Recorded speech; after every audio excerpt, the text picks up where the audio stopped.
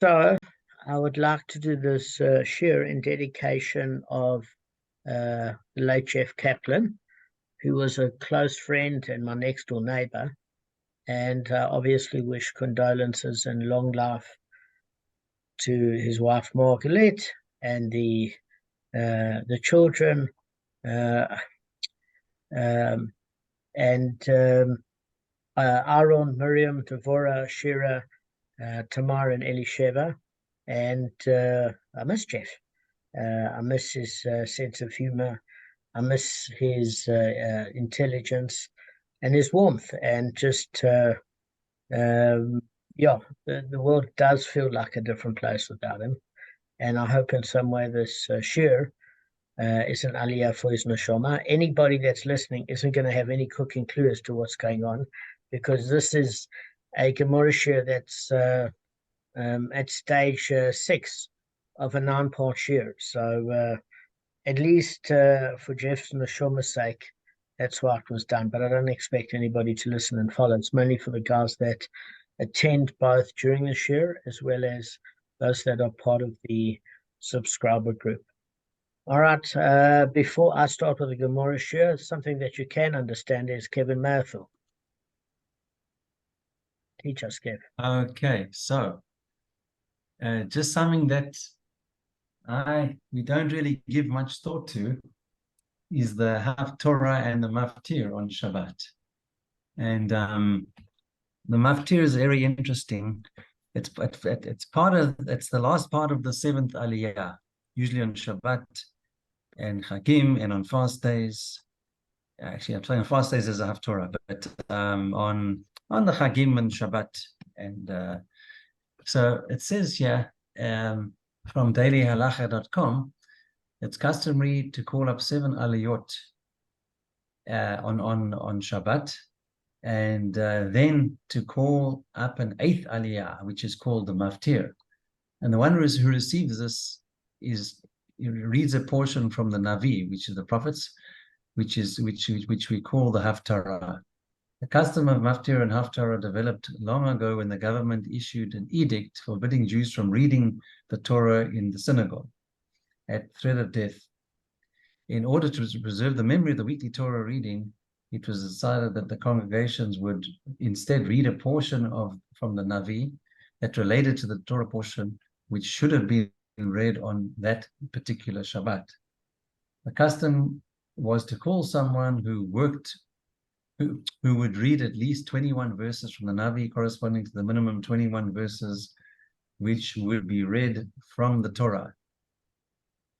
7 aliyot are called, and each aliyah must contain at least 3 verses. And last point, even after the ban on the Torah reading was lifted, it was decided to continue this practice of reading the Haftorah. However, as it would be disrespectful to call up someone to read a portion from the Navi without reading from the Torah, it became customary for the one who is called to read the Haftarah to reread the final several verses of the Parsha in order to give honor to the Sefer Torah. Okay. Good. Kevin, thank you very, very much. Appreciate that. It adds clarity, at least to everybody else, which is more than I can say for what the Gemara shir is going to do. No. But no, guys, because you know what? If it's a shir that's carried on for weeks and you're in the middle of a subject, it's not that we don't understand it or I'm not giving it over clearly. It's that it's an issue just taken on a microcosmic level. Anyway, what happened is we ended off last time by having this discussion that Rav Chia bar Abba said in the name of Rav Yochanan, that if you took this is how the whole conversation started. If you took an unpaid custodian and he claimed that an item that was in his deposited to him for his care had been stolen from him, the reason he's not liable for the twofold payment, unless he denies part of it and admits to part of the claim, is because there was a scriptural verse in Shmot in Exodus chapter 22, verse 8, which ended off with the phrase, "This is it." What does that phrase, "this is it," mean? It basically means this is all I owe you and nothing more. So it means that the plaintiff is saying that you owe 200 zuz. That's what the deposit is worth. And the defendant is saying, actually, I owe you 142 zuz because not all of it was stolen from me. And when there's agreement and disagreement, in other words, partial acceptance and partial denial, on that particular part, it means that there's no liability for a kefil payment. For anybody that doesn't know what a kefil payment is, a kefil is a fine. So your principal is to pay back the amount that was stolen. And here we are saying that the custodian actually kept the item for himself, but he claimed that there was another person that stole it from him. And if there are witnesses that come against him, it's at that point that there are issues. Otherwise, if there's no evidence, there's nothing to talk about. So kefil payment is both the principal amount and the penalty. The penalty is equal to the principal amount.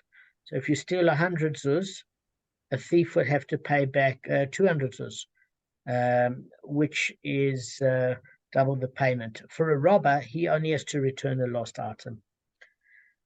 So now, so that's how it started off. And then Rav Chia Bar Yosef doesn't agree with the opinion of Rav Chia Bar Abba. And he doesn't agree with Rav Yochanan either. So he said, look, at the end of the day, if you take this opinion of Rabba, Rabba is basically saying that there's a scriptural issue, that it's not so clear-cut, and that this issue of half admittance and half denial has to do with somebody that actually loaned money from a creditor. So if the debtor loaned money from the creditor, the reason he's going to partially admit to the debt is because if somebody pulled him out of a financial jam, he was deeply in trouble, he's not going to straightforward to somebody's face in the courtroom say, I don't know what you're talking about, you didn't lend me any money, because this person really did help him.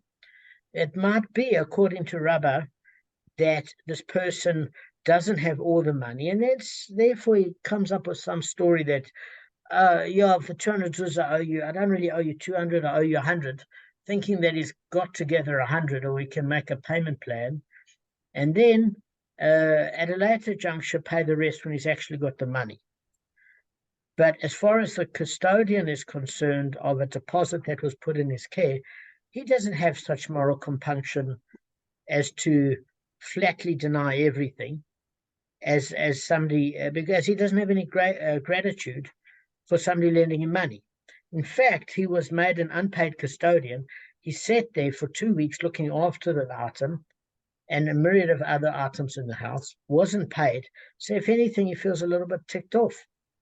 So according to Rabbah, he has no moral compunction denying that he owes what he took, and he claims somebody else stole. So therefore, if there's a flat-out denial, we make him take an oath with Hashem's name in, explain to him the consequences. He has to do it with a Torah scroll, and whether he admits to part of it or denies part of it, we make him take the oath. And if it's proved false and witnesses come afterwards, he's got a financial obligation to pay double. Now, as far as the this issue on the loan amount is concerned, it says that the merciful one says that if there is a partial acceptance and a partial denial with regards to loan, we make him take an oath, because we don't trust that it's not a delay tactic.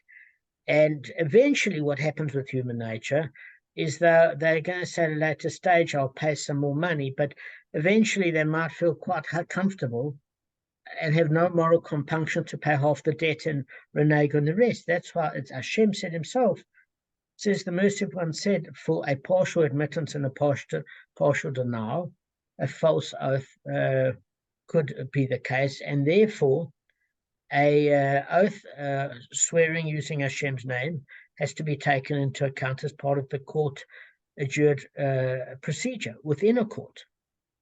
Okay, so that's where we ended off last time. Now we're talking about another issue. With the four custodians who require partial denial and partial admission, in order to become liable to the custodian's oath prescribed by the Torah. So I'm going to explain I'm going to explain the oath, guys, if you can just give me a fraction of a second. Okay, so guys, there are three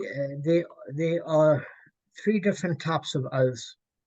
We discussed there's the oath of partial admissions, there's the oath regarding theft, there's the oath custodian's oath, and basically the partial denial and partial admission oath, in order to become liable to the custodian's oath prescribed in the Torah, relates to the four different custodians, and we said they're the unpaid custodian, the borrower, the paid custodian, and the renter. Now, Arthur was pretty on top of things last time in terms of what the obligations are, but Kevin and Gavin also had a good understanding of what was involved. Because in Shemot, in Exodus chapter 22, verse 6 to 14, the Torah details three levels of responsibility for damage or loss to an item entrusted to a custodian. So we said the general principle is that the more you're doing somebody a favor, the less they can hold you accountable. Because if you're looking after their place for free and they're going to Australia and you're going to end up in a courtroom to be blamed, you're not going to take it on. What do you need it for? So therefore, the unpaid custodian is held to a very low level of responsibility because he's doing the other guy the favor. As far as the paid custodian is concerned, he's held to a higher level of responsibility because there is a financial reward, and therefore he has to take more scrupulous care because he's being paid for his service. As far as the borrower is concerned, you're doing him the biggest favor in the world, and he's responsible for the most, simply because you need drama like a hole in the head for yourself if you lend somebody and you're not going to gain any financial advantage. So he has to be the most responsible, even more than a paid custodian, because when you've got a paid custodian, you must remember that it's beneficial to both parties. It's beneficial to the person being paid for the service, because he's earning extra money, and it's very beneficial for you to have a responsible person looking after your property. Now, we said that there are two opinions regarding the level of responsibility with regards to a renter. According to Rabbi Yehuda, he equates the renter with the paid custodian, whereas Rabbi Meir equates him with an unpaid custodian. So we did cover this in the 45th daf and the 57th daf of Bava Kamma. I'm not going to redo this.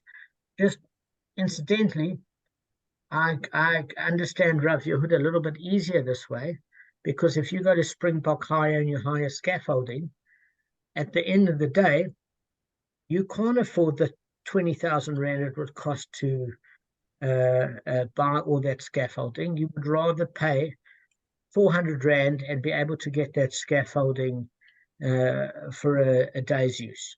Okay, so you're definitely benefiting.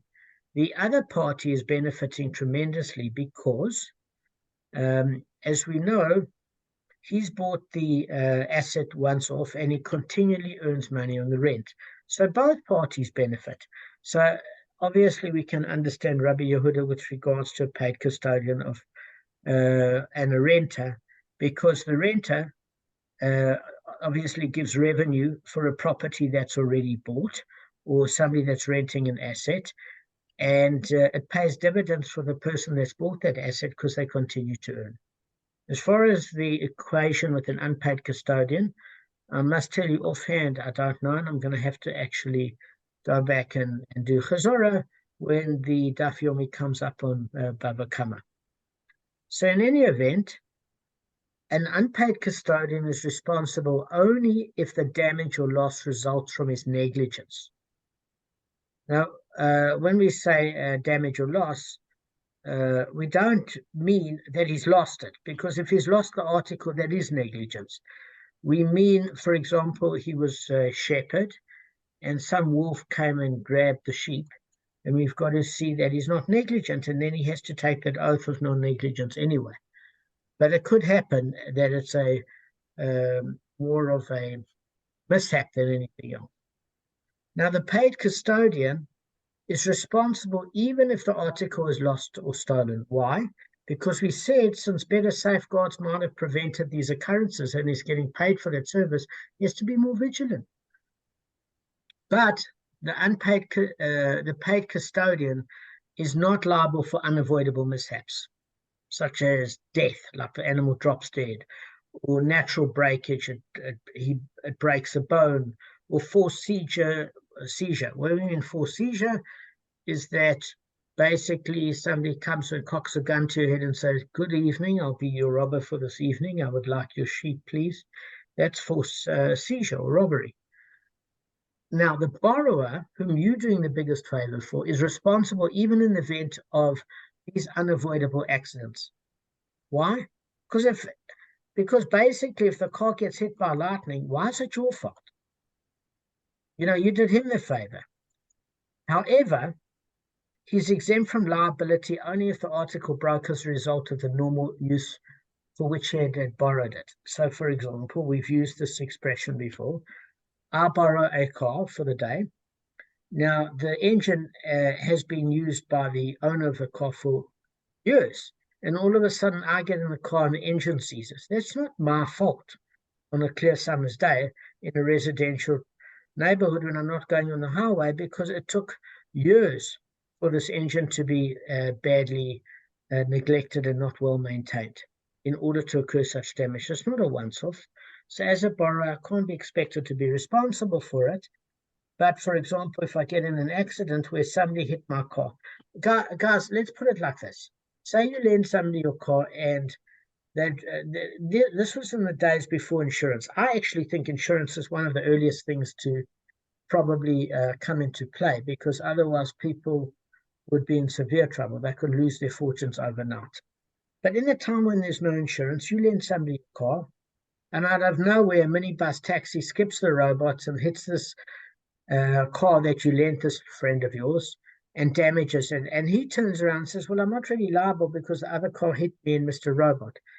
Why should you be made responsible if at the end of the day you did him a favor? Now, he could say, "Well, it's not my fault." And that's why these halachas are here, because we have to know a way forward according to the rabbinical view. So, in any event, when a custodian claims that the article entrusted to his care was lost or damaged for an occurrence for which he is not liable, like the unpaid custodian claims that it was stolen, for example, and the paid custodian claims that it died, okay? And the borrower claims that it broke in its normal course of use. The Torah then requires that he takes the custodian's oath, asserting his exemption from liability. So what we mentioned before was a case of an exemption with regards to that which is stolen or lost from an unpaid custodian point of view. And we said, well, it seemed as though it was only a case of loss. We're not talking about that. What we were talking about before was a case where even if witnesses come afterwards and he makes an oath that it was lost through a sheep kidnapping, being kidnapped by a wolf, etc., that does exonerate him. And if witnesses come afterwards, they don't reopen the case, whereas in theft they do, or in the sense that he has to pay. But what we are saying is the default position is that is not responsible an unpaid custodian for theft or loss, providing he's prepared to take an oath with Hashem's name to say that such an incident transpired. It obviously occurs if there are witnesses to the contrary, then it takes on a different status entirely. And then he's charged with not only a false oath, but various other complications and penalties thereof. Okay? Now, so the brisa that we learned teaches that the custodian's oath was prescribed only for cases which the custodian made a partial admission. This is what you've got to bear in mind. Okay? If he denies liability entirely, he's not required to take an oath at all. And if he did take an oath, it doesn't have the status of a court-imposed oath. meaning the court has to strike the declaration of the roll. So in any event, that he was an unpaid custodian who claimed that a deposit was stolen in entirety, and he swore to this effect. Later, it's discovered that he himself stole it. He is not liable to the kefil penalty. Why? Rabbi Bava Kamma, who taught this brisa, disputes Rav Chia by Yosef's assertion that the derisa, the biblical custodian's oath, is implied to have been imposed even on a custodian who denies the depositor's claim in its entirety. Okay, so you've got two opinions. Rav Chia by Yosef, who says whether there is a full denial or a partial denial, either way there has to be an oath. Does that make sense? And it's a contradictory opinion compared to Rav Chia bar Abba. So let's just go through some of the material of where we learn Rabbi Bava Kamma's ruling. So Rava said the reason for Rabbi Bava Kamma's ruling regarding the unpaid custodian, it's explicitly written where, and if you remember, we did the sourcing. That it was in Exodus chapter 22, verse 6 to 8. Okay, I just get my sourcing out. So this phrase, "this is it," we said is when the unpaid custodian says, "No, I'm actually responsible for this damage, not the entire damage the plaintiff is claiming." So it teaches that he's liable to an oath only if he makes a partial admission.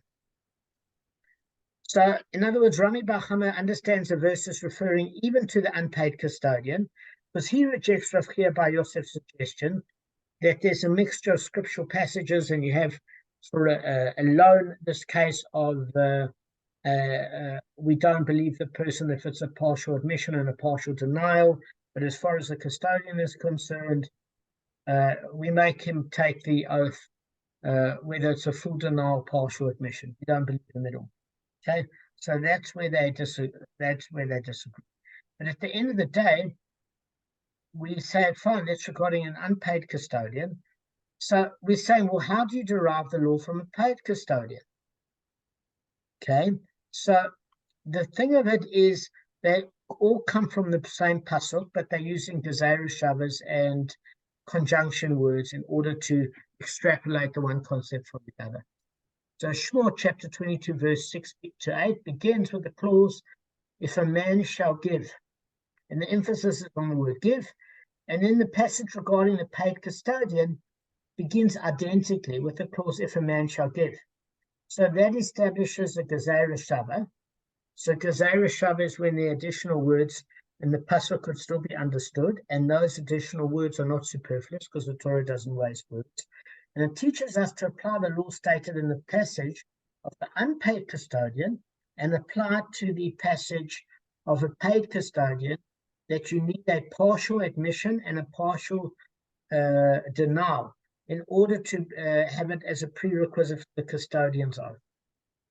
Okay, does that make sense? Okay. So what do we learn? How do we learn this extrapolation that it applies to a borrower as well? Is because a borrower is likewise liable to an oath only when he makes a partial admission, and it's derived from the passage regarding the borrower, and it uses the conjunction letter vav, meaning and if a man shall borrow from his fellow, which means it follows on upon the same topic as the first. So where do we see something similar? Well, firstly, since the latter passage of the borrower is introduced by the conjunction, the vav, the and, I'm English speaking, so I use the and, it's considered obviously not only a continuation of the preceding passage of the paid custodian, but the laws pertaining to a paid custodian, that a partial admission is a prerequisite for the custodian's oath, is applied to the borrower as well, and it should logically, because a borrower has the most level of responsibility. So where did we say last time that this rule applied. We said that if you looked at the second, at the first daf of Bava Kamma, it was talking about an oven, a tordos, etc., of Shabbos. And all we said is that how the laws of Shabbos are derived is that the 39 activities that were used to build the Mishkan are the 39 prohibited activities or melochot, which we are not allowed to transgress, creative activities, in order to keep Shabbat. And we know this again from this principle of carrying on from the preceding verse, and that's when you use your conjunctions as well. So what's this story now with the renter? Because some people say it's like the unpaid custodian, and some people say it's like the paid custodian.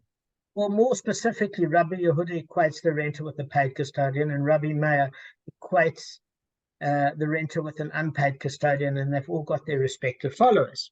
So we say, listen, it's not really such a drama, the case of a renter, because what you do is wherever you've got the pasuk for the paid custodian, you apply that, and wherever you've got the pasuk for the unpaid custodian, you apply that. And since we learn the same principle with the paid custodian or unpaid custodian, the same with the borrower, we apply to a renter. You covered, guys. You really covered. So the Gemara now discusses a further qualification of the law that an unpaid custodian who falsely claims theft pays the twofold payment. So what do we mean? Is that the unpaid custodian makes an oath and says, a human being stole this from me, and does he pay the twofold payment if witnesses come against him? So Rav Chia Bar Yosef said an unpaid custodian who claims a claim of theft by a thief with respect to a deposit that was entrusted to him for safekeeping, when he himself had in fact stole it, and witnesses testify to that, he's not liable to the twofold payment unless he misappropriated it before he swore. So what do we mean? So if witnesses testify that a custodian himself kept the deposit, he isn't liable to the double payment, the careful payment as a thief, unless he appropriated it for his personal use prior to his taking the oath, meaning he did work with it illegally. He used it. It wasn't his to use. He should have been safeguarding it. So it's not the same as stealing it, because that means he hides the fact that it's in his possession. So Rav Chia Bar Yosef rules that in order to be assessed owing the double payment for a thief, custodian must first use it or misappropriate the deposit, meaning use it illegally because he never had permission, and then deny having it by claiming under oath that it was stolen. In other words, he used it and he stored it. Okay? And how do we know that? What's the reason? Because he gets it from the pasuk, the householder shall approach the judges to swear that he did not lay his hand upon his fellow's property. So that's in a verse before. It's in Shemot, Exodus chapter 22, verse 7. And we learned this in the 63rd daf of Bava Kamma, that the householder shall approach the judge means that he has to take a court-imposed oath. And he actually has to take 3 oaths, every custodian. Number 1, again, that he was not negligent in allowing the deposit to be stolen. Number 2, that he did not misappropriate the deposit and use it while it was in his care. He had no permission to do so. And 3, that it is not currently in his possession. Okay, that's all from the pasuk. So that implies that if he did lay his hand upon the deposit and misappropriated it, he's liable to the careful payment. And it obviously serves to tell us that when the verse proceeds to impose the twofold payment upon the custodian, we are dealing with a case where he initially misappropriated the deposit. And how do we know? Since the verse requires the custodian to swear, among other oaths, that he did not misappropriate the deposit, we learn that when you go with the succeeding verse, whomever the judge has found guilty shall pay the twofold to his fellow, it means careful is imposed the double payment when the court finds him guilty in regard to the previously mentioned oaths, meaning that witnesses testify not only that he stole the deposit and he's hiding it, his own property, but also that he used it without permission. So the court doesn't, by the way, guys, have to find him additionally guilty with respect to the oath that he was not negligent, because he wasn't negligent. He's just a thief. He stole the item himself. It's obviously it wasn't lost through negligence. Okay. Now, before we discuss a dissenting opinion, I know we've got 7 minutes left, and Kevin is teaching. Is that correct, Kev? So, do you want to end it at this point? We can. Okay. Now let's do the full No, it's fine as long as it session. doesn't create pressure on you. I'm happy. I just got to set up the meeting. It takes 2 minutes. Okay. No, it's cool. Let's use the full. So there's a dissenting opinion. That's the Gemara for you. Is Rav Chia bar Abba said to them, so said Rav Yochanan, that the taught that a custodian is actually liable to the twofold payment regarding a case where the deposited animal is still standing by its trough. In other words, where it was not misappropriated. So again, you've got Rav Chia bar Yosef that said in order to be triggered for the twofold penalty, there has to be a case where the animal was used without permission and stolen as well. Okay, and it's a different opinion to Rav Chia bar Abba, who said no. Rav Yochanan said that in this case the animal was not misappropriated, because when you use the term standing by its trough, it means all can see it. It means it hadn't been misused at that time. It was just drinking, basically. So the Gemara wants to seek some clarification of Rav Yochanan's statement. So Rabbi Zera said to Rav Chia bar Abba, does Rav Yochanan actually mean to say that the twofold penalty applies specifically when the deposited animal is standing by its trough, it's relaxing and eating, and the custodian did not misappropriate it? But if the custodian did misappropriate it and use it without permission, he's acquired it as a robber from that moment and is liable to pay for it in any event. In other words, the minute he uses it or misappropriates it without permission, it renders him actually a robber, not a thief. And then a robber is only liable to return the robbed item or its value, even if it's subsequently lost, stolen, or destroyed through an unavoidable mishap, which means he's not triggered to pay the double payment of a thief for careful. But he is liable for an unavoidable mishap, because at that point, he's mishandling the animal. He has no permission to use it. So it does protect the owner, but it's not great that the owner doesn't get double. And therefore, any subsequent oath that the deposit is stolen is completely ineffective, because when it's discovered that he stole it for himself, he's not liable to the twofold payment. Why? Well, the custodian who misappropriates the deposit is deemed to have acquired it as a robber, because from that point forward, he's liable through any unavoidable mishap. So that illegal acquisition itself doesn't make him liable for kefil as a thief. Okay? And it's imposed on the custodian only if he makes a false claim of theft, but later, if he's already been subject to being called a robber, because bearing in mind, a robber and a perjurer is the same thing. They're both doing illegal activities. And therefore, generally, it's assessed at that he wouldn't have to pay kefil in that regard. So, just bottom line, if you have a look at the definition, Rabbi Zera considers the possibility that Rav Yochanan meant to exempt from a kefil the custodian who misappropriated the deposit before claiming that was stolen on two different counts, guys. Firstly, the custodian's claim of theft pertaining to an article that no longer has the status of a deposit, since he acquired it as a robber through his misappropriation. That's number one. Number two, his oath regarding theft didn't actually exempt him from anything, since he still becomes fully liable for the principal or through any mismanagement, since he used the article without permission. Okay? So what we are saying here is, at the end of the day, we don't know where Rav Yochanan is holding as far as that's concerned.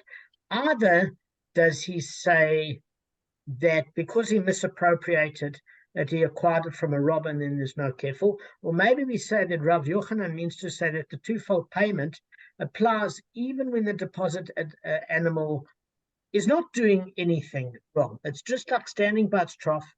The custodian never misappropriated, but maybe it applies when the custodian did misappropriate it. So there's two positions. We've got 2 minutes left. Number one, they want to see, with this case of Rav Yochanan, if it's the exception or the rule. Meaning, it could be that this proof that was used,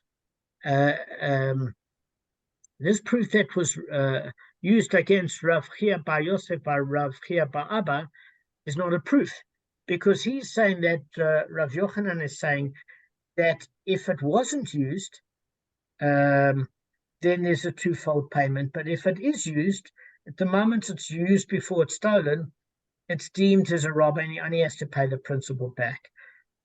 But we're saying, is that the case or is that the exception? And the bottom line of it is, according to Rav Yochanan, is that the twofold penalty occurs irrespective of whether the animal was misappropriated or not, as long as the custodian made a claim of theft and at the end of the day stole it himself, we apply the kefil payment to it. So we're saying, is this the exception or is this the rule? So we'll deal with the answer to that on the next session. I hope it's clear. Damon, but why would someone falsely claim that they stole it? If they, no, let's they're say, not falsely claiming they stole it at all. They falsely claim that it was stolen from them. Then witnesses come and say to the custodian, "What do you mean that it was stolen from you? It's in your garage. What are you talking about?" You get what I'm saying? So he has to take an oath saying he wasn't negligent. He never misappropriated it. He never stole it. He has to take those 3 oaths. So we want to know, is misappropriation required prior to stealing it in order to trigger the kefil?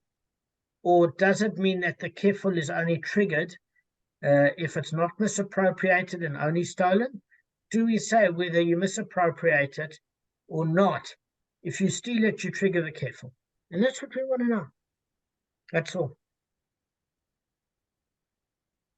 Okay, good for the false side. Guys, lovely to see you. Sure, thank you. Evening. I hope I made it. Thank you. Pleasure. Yeah. Thanks, Thank guys. you.